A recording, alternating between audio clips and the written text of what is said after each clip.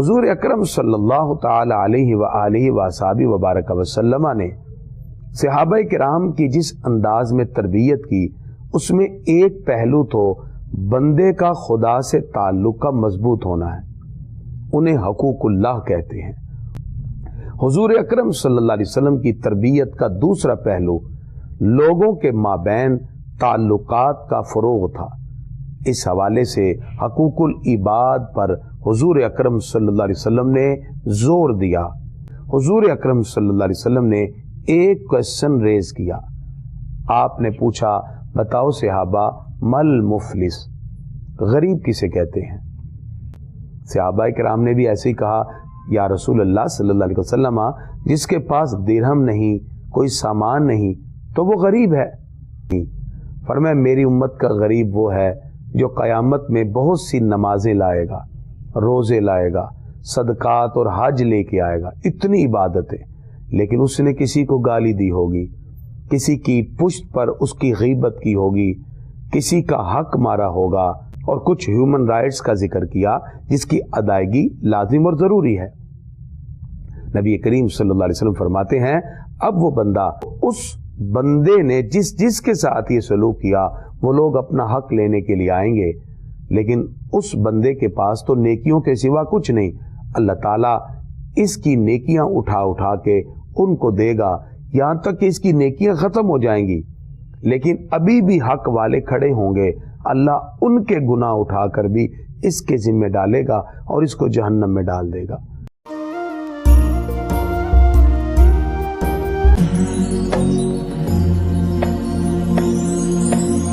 کسی بھی معاشرے میں رہنے والے افراد کے مابین جو تعلقات ہیں، ان کے مابین جو روابط ہیں، اگر وہ مضبوط بنیادوں پر قائم ہوں تو وہ معاشرہ نہ صرف انفرادی اور اجتماعی معاملات میں ترقی کی راہوں کی طرف گامزن ہوتا ہے، بلکہ انسانی حقوق کی ادائیگی کی وجہ سے وہ معاشرہ بہت جلد کامیابی کے اعلیٰ ترین منصب پہ فائز ہو جاتا ہے۔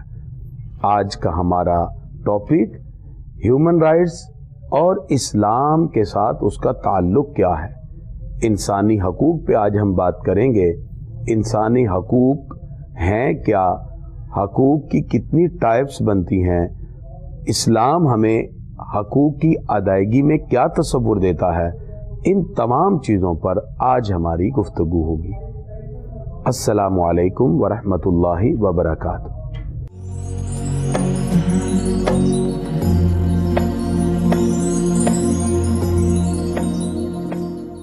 اللہ تعالیٰ نے قرآن مجید فرقان حمید میں جہاں ہمیں بہت سے ایسے معاملات کا حکم دیا جس کے اندر ایک بندے اور خدا کا تعلق آپس میں مضبوط ہوتا ہے، وہاں افراد کے مابین جو تعلقات ہیں، ایک سوسائٹی، ایک معاشرے میں رہنے والے افراد کے مابین جو تعلقات کا فروغ ہے، یہ وہ حقوق ہیں جو انسان کی عظمت کی معراج بھی ہیں، اور انہی انسانی حقوق کی تکمیل کی وجہ سے معاشرہ باہمی محبت و یگانگت کی وجہ سے اعلیٰ ترقی کی راہوں پر گامزن ہو جاتا ہے۔ دین اسلام نے انسانی حقوق کی بڑی تفصیلات ذکر کی ہیں۔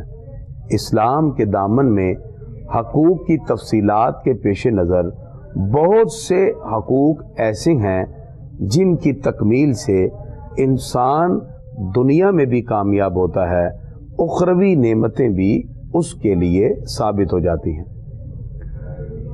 دنیا میں بہت سی تہذیبیں اور بہت سی ثقافتیں مارز وجود میں رہیں۔ دنیا میں یونانی فلسفہ ایک عرصہ تک راج کرتا رہا۔ رومیوں کے الفاظ اور ان کے نوشتہ کلمات کو دنیا نے قدر کی نگاہ سے دیکھا۔ ایرانی تہذیب و ثقافت بھی دنیا میں ایک عرصے تک چھائی رہی۔ دنیا کے دیگر مذاہب کے مابین بھی بہت سے حقوق اور ان کی ادائیگی کے تصورات پائے جاتے ہیں۔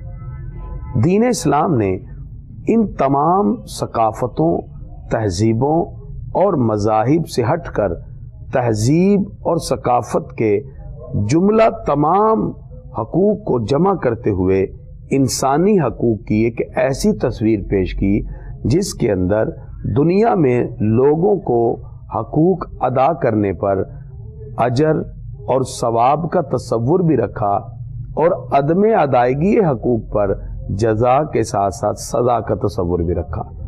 جہاں حقوق کی ادائیگی سے جزا ملتی ہے وہاں عدم ادائیگی سے سزا کا تصور اور اس کی وعید بھی ذکر کر دی۔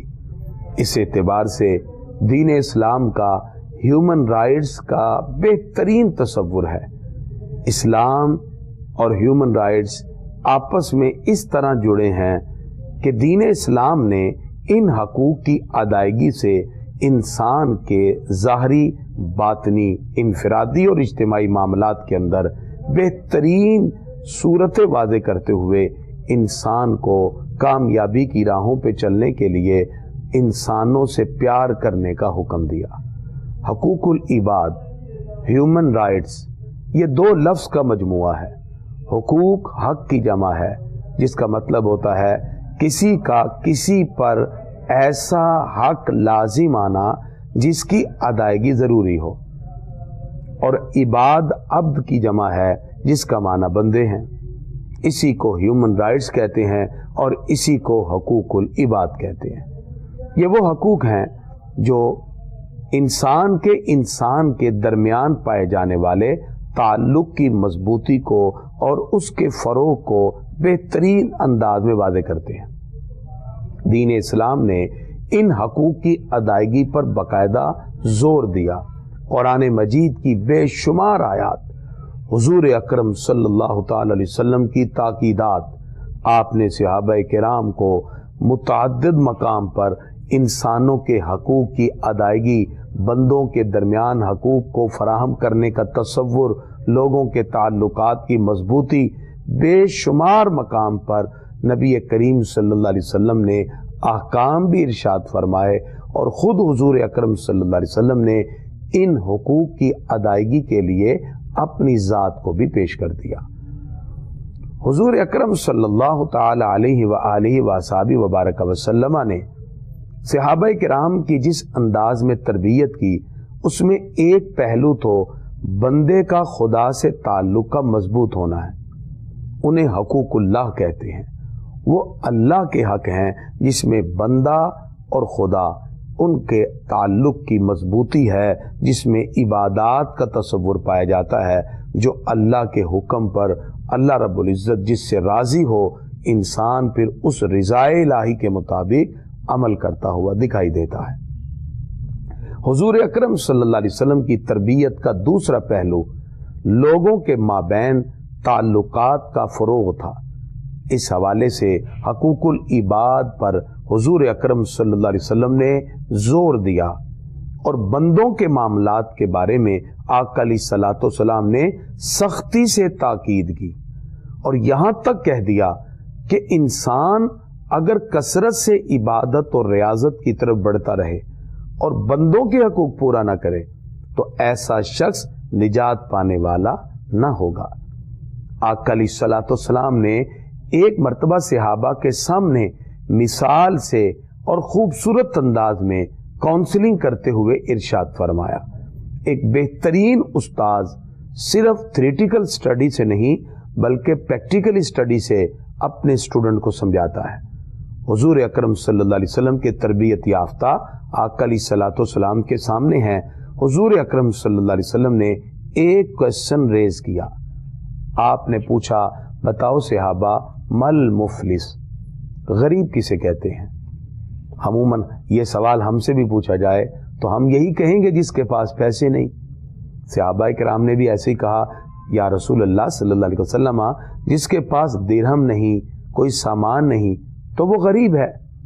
لیکن نبی اکرم صلی اللہ علیہ وسلم فرماتے نہیں، فرمایا میری امت کا غریب وہ ہے جو قیامت میں بہت سی نمازیں لائے گا، روزے لائے گا، صدقات اور حج لے کے آئے گا، اتنی عبادتیں، لیکن اس نے کسی کو گالی دی ہوگی، کسی کی پشت پر اس کی غیبت کی ہوگی، کسی کا حق مارا ہوگا، کسی کی عزت کو اچھالا ہوگا، کسی پہ تہمت لگائی ہوگی۔ یعنی حدیث کے اندر کچھ حقوق العباد کا ذکر ہوا۔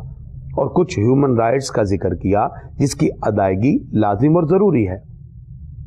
نبی کریم صلی اللہ علیہ وسلم فرماتے ہیں، اب وہ بندہ جس نے دنیا میں کسی کو گالی دی، تہمت لگائی، کسی کی عزت کو اس کی پیٹھ پیچھے اچھالا، کسی کا حق مارا، تو اس بندے نے جس کے ساتھ یہ سلوک کیا وہ لوگ اپنا حق لینے کے لیے آئیں گے، لیکن اس بندے کے پاس تو نیکیوں کے سوا کچھ نہیں۔ اللہ تعالیٰ اس کی نیکیاں اٹھا اٹھا کے ان کو دے گا، یہاں تک کہ اس کی نیکیاں ختم ہو جائیں گی، لیکن ابھی بھی حق والے کھڑے ہوں گے، اللہ ان کے گناہ اٹھا کر بھی اس کے ذمہ ڈالے گا اور اس کو جہنم میں ڈال دے گا۔ حضور اکرم صلی اللہ علیہ وسلم نے بڑی خوبصورت مثال سے حقوق العباد کی تلقین کی اور بتایا کہ اللہ کے حقوق کی تکمیل بھی کرو، نماز، روزہ، زکوٰۃ یہ حقوق اللہ ہیں، لیکن اس کے ساتھ ساتھ حقوق العباد کو لازم سمجھو، وگرنہ یہ ساری عبادتیں زیرو ہو جائیں گی جب بندوں کے حقوق قیامت کے دن پورے کیے جائیں گے۔ اس سے اہمیت کا اندازہ ہوا، اس سے ہمیں امپورٹنس پتہ چلی، اور حقوق العباد کی جو اہمیت اور جو اس کی نیڈ اور سگنیفیکیشن ہے اس کے بارے میں ہمیں آگاہی ہوئی۔ اسلام اینڈ ہیومن رائٹس، اسلام اور حقوق العباد۔ اسلام نے اس کے اندر بے شمار تفصیلات کو ذکر کیا ہے، کیونکہ دنیا میں رہتے ہوئے ہمارے کچھ تعلق ایسے ہیں جو تعلق کسی نہ کسی اعتبار سے بلڈ ریلیشن کے اعتبار سے بنتے ہیں۔ ہمارے جتنے بھی تعلقات ہیں ان کا مرکز ماں باپ ہے۔ انسان کے باپ سے جو رشتے جڑے ہیں تو وہ اس کے ددیال کے رشتے بنتے ہیں، اور اس کی ماں کے تعلق سے جو رشتے جڑتے ہیں وہ اس کے ننیال کے تعلق بنتے ہیں۔ تو اسلام نے حقوق العباد اور ہیومن رائٹس میں اس لیے سب سے پہلے والدین کے حقوق کی بات کی۔ پیرنٹس رائٹس کی بات کرتے ہوئے دین اسلام بہت سے مقام پر قرآن مجید کی آیات میں والدین سے حسن سلوک کی بات کی گئی۔ وَبِالْوَالِدَيْنِ إِحْسَانًا، ماں باپ کے ساتھ حسن سلوک سے پیش آؤ، ان کا عزت و احترام کرنا، ان کے ساتھ نرمی سے بات کرنا۔ فَلَا تَقُل لَّهُمَا اُف، انہیں اف بھی نہ کیا جائے، یعنی ان کو ایسا جملہ نہ کہیں جس سے ان کے دل کو ٹھیس پہنچے۔ اسلام نے منع کیا کہ ماں باپ کے ساتھ اونچی آواز میں بھی بات نہ کریں، ان کو جھڑک کے بات نہ کریں۔ وَلَا تَجْهَرْهُمَا، ان کے ساتھ جھڑک کے بات کرنے سے بھی منع کر دیا۔ دین اسلام نے انسان کے حقوق میں سب سے پہلے والدین کے حقوق رکھتے ہوئے کہا کہ وَبِالْوَالِدَيْنِ إِحْسَانًا، ماں باپ کے ساتھ احسان کرو، حسن سلوک کرو۔ اگر وہ تمہارے سامنے بڑھاپے کو پہنچ جائیں تو ان کے سامنے عاجزی سے، محبت اور رحمت سے اپنے بازو پھیلا دو اور ان کے لیے دعا کرو، وَقُلْ رَبِّ ارْحَمْهُمَا كَمَا رَبَّيَانِي صَغِيرًا، یا اللہ ان پر ایسے ہی مہربانی فرما جیسے انہوں نے پال پوس کر مجھے جوان کیا۔ یہ دعا دنیا میں بھی ہے، اگر وہ دنیا سے چلے جائیں پھر بھی ان کے لیے دعا کریں۔ ماں باپ کا ایسا رشتہ ہے، انسان اگرچہ ان سے ناراض بھی ہو پھر بھی اللہ کی بارگاہ میں حاضر ہو کر اسے کہنا پڑتا ہے، ربنا اغفر لی ولوالدی، یا اللہ میرے امی ابو کی بخشش فرما۔ ان کی بخشش کی دعائیں اللہ تعالیٰ نے ہماری عبادات کے اندر بھی شامل فرما دی۔ تو سب سے پہلے حقوق العباد میں والدین کے حقوق کو رکھا گیا۔ اس کے بعد اولاد کے حقوق ہے۔ اولاد کے حقوق اصل میں یہ والدین کی ذمہ داری ہے۔ دین اسلام نے جتنے بھی حقوق لازم کیے، جب ہم ہیومن رائٹس کی بات کرتے ہیں تو وہاں ہیومن رسپانسبلٹیز کی بھی اسلام نے بات کی۔ یہ اسلام کا دنیا کے تمام مذاہب سے ایک جدا گانا تشخص ہے۔ یہ ایک ایسی اسلامک آئیڈینٹی ہے جو دنیا کے کسی اور مذہب میں نہیں۔ اسلام نے حقوق کی جب بات کی تو رائٹس کی بھی بات کی، اور یہ دونوں جہاد کو اسلام نے ساتھ رکھا، کیونکہ دین اسلام یہ چاہتا ہے کہ جہاں ہیومن رائٹس ہوں وہاں ہیومن رسپانسبلٹیز کا بھی خیال رکھا جائے۔ لہذا والدین کے حقوق تو اولاد کے فرائض، یعنی پیرنٹس رائٹس ہیں تو پھر اولاد کے وہاں رسپانسبلٹیز بھی رکھی گئیں. والدین کے حقوق ہیں، اولاد کے فرائض ہیں. اولاد کے حقوق ہیں، والدین کے فرائض ہیں. شوہر کے حقوق ہیں تو بیوی کے فرائض ہیں. بیوی کے حقوق ہیں تو شوہر کے فرائض ہیں. بھائی کے حقوق ہیں تو بہن کے فرائض ہیں. بہن کے حقوق ہیں تو بھائی کے فرائض ہیں. اسی طرح رشتہ داروں کے حقوق کی بات کی تو رشتہ داروں میں سے ایک کے اگر حقوق ہیں تو دوسرے کے فرائض ہیں. دوسرے کے حقوق ہیں تو پہلے کے فرائض ہیں. دین اسلام نے اس کے اندر فلیکسیبلٹی رکھی. اساتذہ کے حقوق ہیں تو اسٹوڈنٹ کے فرائض ہیں. اسٹوڈنٹ کے حقوق ہیں تو اساتذہ اور ٹیچر کے فرائض ہیں. اسی طرح اسلام نے اس کو مزید وسعت دی، یہاں تک کہ ہمسایوں کے حقوق کی بات کی. دین اسلام نے ہمسایوں کے حقوق کے بارے میں تاکید کے ساتھ ارشاد فرمایا، یہاں تک کہ جب اسلام کی اور ایمان کی شاخوں کا ذکر ہوتا ہے تو وہاں بھی 70 سے زیادہ شاخیں ایمان کی بیان کی گئیں. تو ان برانچز میں، ایمان کی ان شاخوں میں زیادہ تر حقوق العباد کو رکھا گیا، جن میں پڑوسی کے حقوق بھی ہیں. اور یہاں تک کہ اسلام وہ دین ہے جو دشمنوں کے بھی حقوق سکھاتا ہے. اسلام یہ کہتا ہے کہ تمہارے دشمن ہوں ان کے بھی حقوق ہیں، ان کے لیے بھی اسلام نے پیرامیٹر رکھے ہیں. غیر مسلموں کے حقوق بیان کیے. اس طرح اسلام نے تصور حقوق اور فرائض دونوں کا دیا. لہذا جہاں والدین کے حقوق تو اولاد کے فرائض، اولاد کے حقوق تو والدین کے فرائض. اولاد کے حقوق میں رکھا کہ ان کا اچھا نام رکھا جائے، ان کی پیدائش پر ان کے کان میں آذان دی جائے، ان کا عقیقہ کیا جائے تاکہ وہ ایک اللہ کی رحمت کے آغوش میں آ جائیں. اور اس طرح ایک اسلامک ویکسینیشن ہو جاتی ہے اور بہت سی آنے والی تکالیف سے بچہ محفوظ ہو جاتا ہے. پھر بچے کو تعلیم دینا، تربیت دینا اس کا رضاعت کا حق ہے. یعنی ماں پہ لازم ہے کہ اپنے بچے کو 2 سال تک دودھ پلائے. یہ اولاد کا حق ہے اور والدین کا فرض ہے. قرآن مجید میں تفصیل کے ساتھ اس کے احکام اللہ رب العزت نے سورہ البقرہ میں ذکر فرما دیے.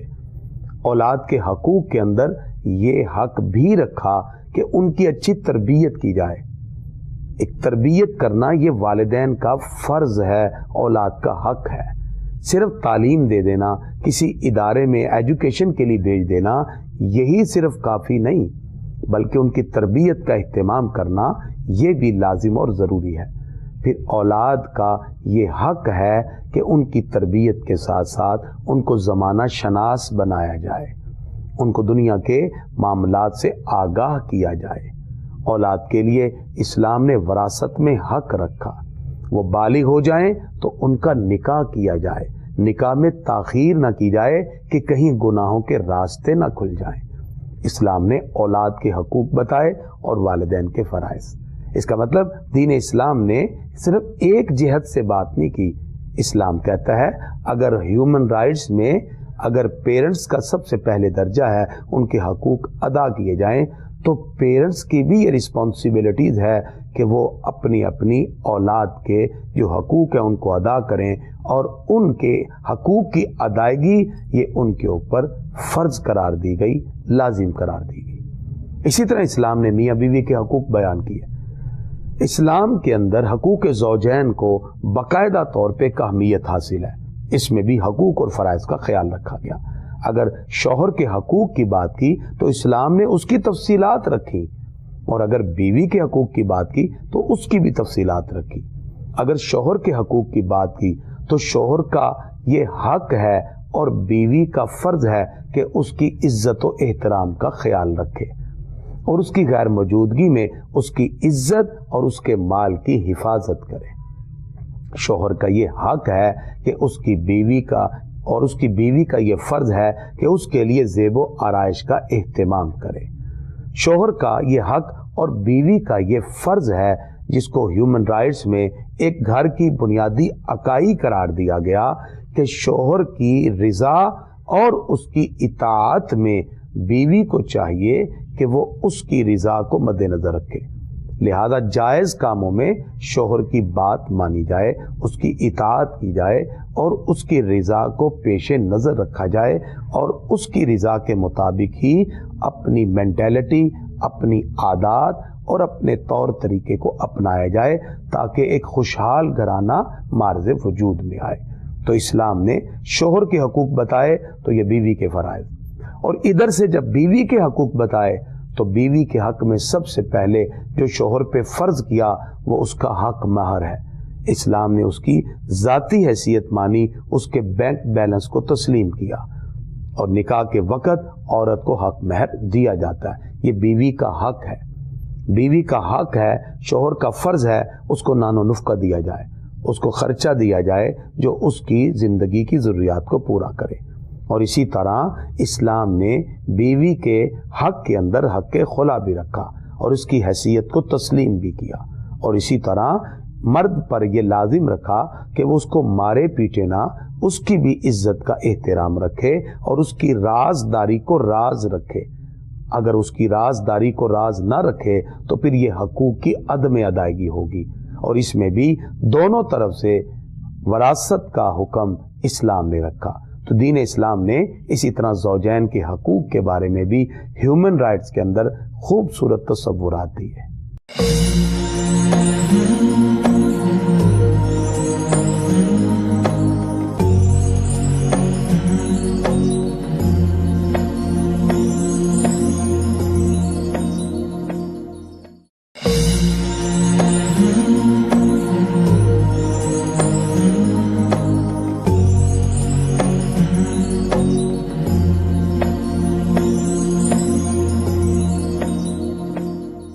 علاوہ بھی اسلام نے حقوق بیان کیے۔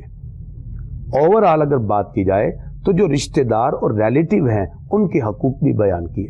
حضور صلی اللہ علیہ وسلم فرماتے ہیں لا يدخل الجنت قاطع، رشتے توڑنے والا کبھی جنت میں داخل نہیں ہوگا۔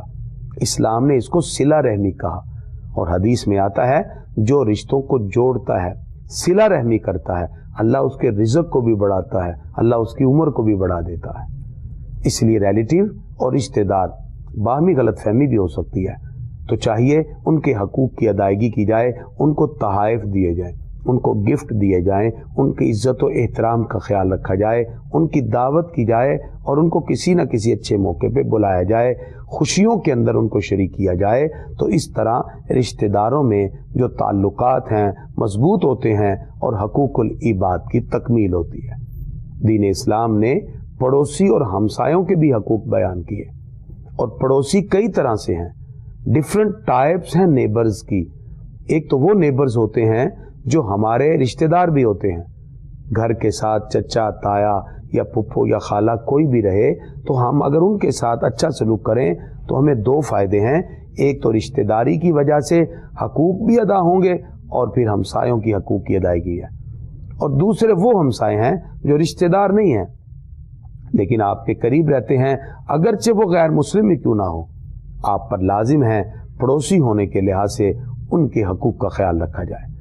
آپ ان کے حقوق کا ایسے خیال رکھیں کہ آپ اپنے گھر میں ایسا شور نہ کریں جس سے ان کے گھر میں پرابلم ہو۔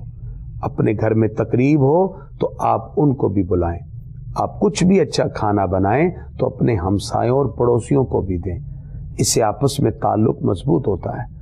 اور تیسرے وہ پڑوسی ہوتے ہیں یا ہمسائے جو عارضی ہوتے ہیں، وہ ہم سفر بھی ہو سکتا ہے، وہ ہم جماعت بھی ہو سکتا ہے، جو ٹمپریری ہیں، کچھ عرصے کے لیے آپ کے آفس میں آپ کے ساتھ بیٹھنے والا، وہ بھی آپ کا ہمسایہ ہے۔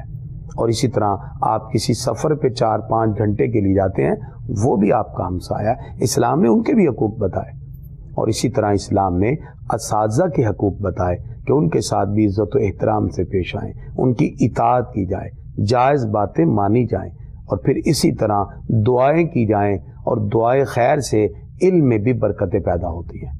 اسی طرح اسلام نے بہن بھائی کے بھی حقوق اور فرائض بتائے، لہذا بہن بھائی جب آپس میں ایک دوسرے کے حقوق کی ادائیگی کرتے ہیں تو ایک بہترین گھر کا ماحول مضبوط ہو جاتا ہے۔ اسلام نے غیر مسلموں کے بھی حقوق بتائے۔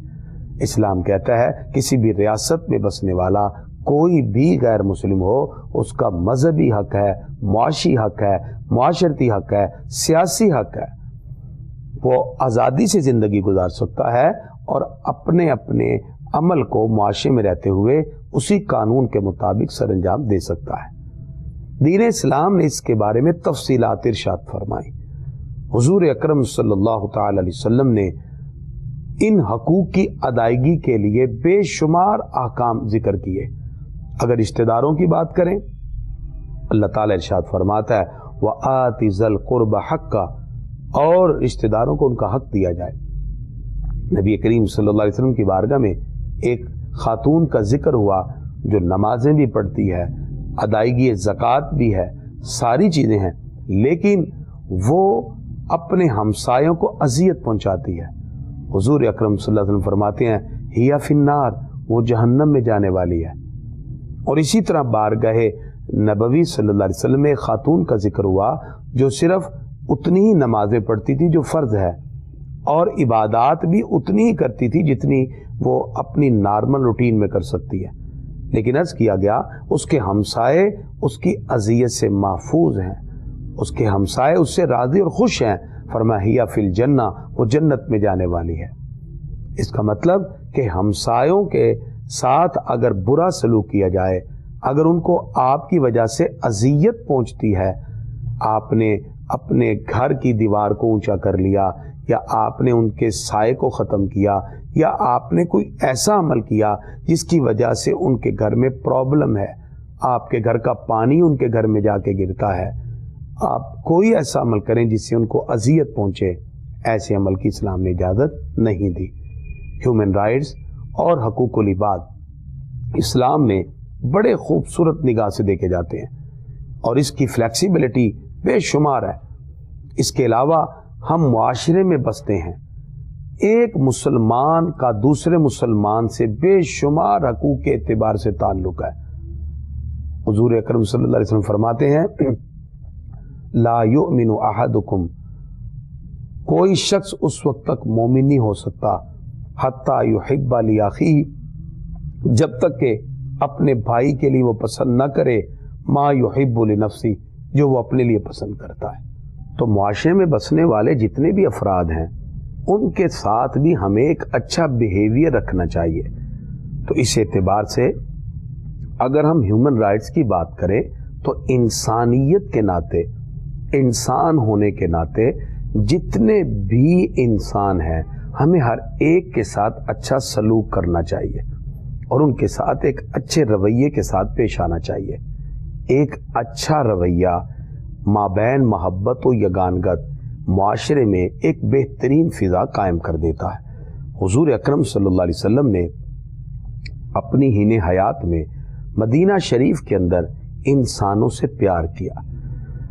آپ کے پاس نجران کے عیسائی آئے تو مسجد نبوی کے اندر آپ ان سے گفتگو کر رہے ہیں۔ قبیلہ بنو ثقیف کے لوگ آئے، آپ نے ان کو مسجد نبوی میں ٹھہرایا۔